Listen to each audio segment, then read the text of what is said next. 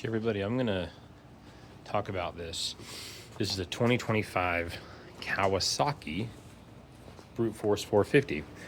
So I sold a side-by-side for it because the side-by-side made by CF Moto was honestly it started to have problems, and so I started to not be a fan.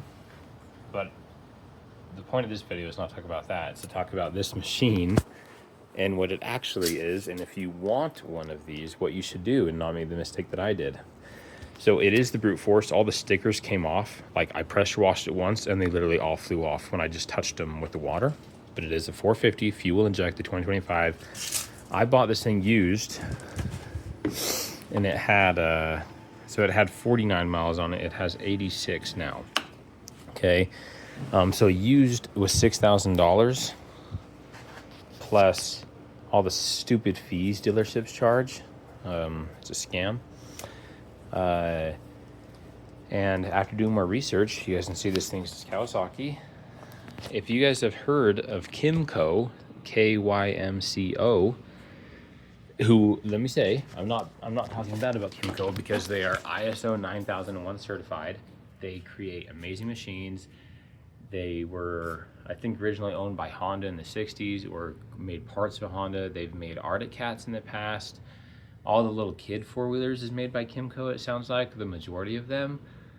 But this machine, it is a Kymco MXU 450i. The only thing that is different about it is that front grille right there. That's it. And that light, okay? So here local, there's a Kymco dealer.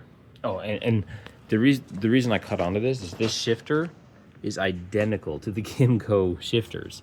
So I started to look into it, and I found that there's a Kymco dealer right next to me here who does not, unlike all these other big dealers, does not charge freight, does not charge setup.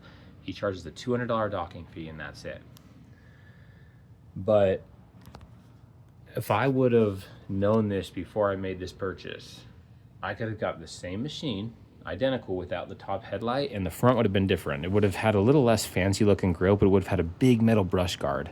And I put that winch on, by the way. So I had to buy the winch plate for it. On the Kymco, it comes with the winch plate, has a big massive brush guard, no top headlight, but out the door it would have been $5,200. Not out the door, excuse me, $5,200 plus the docking fee. Where this used was $6,000 plus the $300 docking fee. And it is identical mechanically. It's all the exact same. And so, do I love Kawasaki? Yeah, absolutely. I was really thrilled to own a Kawasaki, but I realized I don't really own a Kawasaki. It's just a Kymco, which makes phenomenal machines. Like, they're dang good. Certified factories that have quality control. Very good machines. And so if you guys are looking to get a Brute Force 450, just go find yourself a Kymco dealer and buy the Kymco MXU 450i, because it is the same thing, guys. I thought I got a good deal. After I discovered that, I was like, ooh, I made a mistake.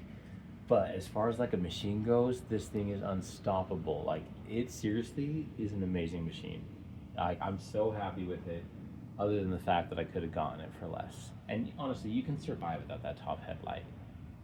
You can. And then you get the winch plate involved, included, instead of having to spend $60, you know?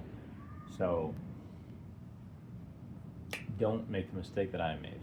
Just go buy the Kymco. Don't give Kawasaki the extra money for no reason.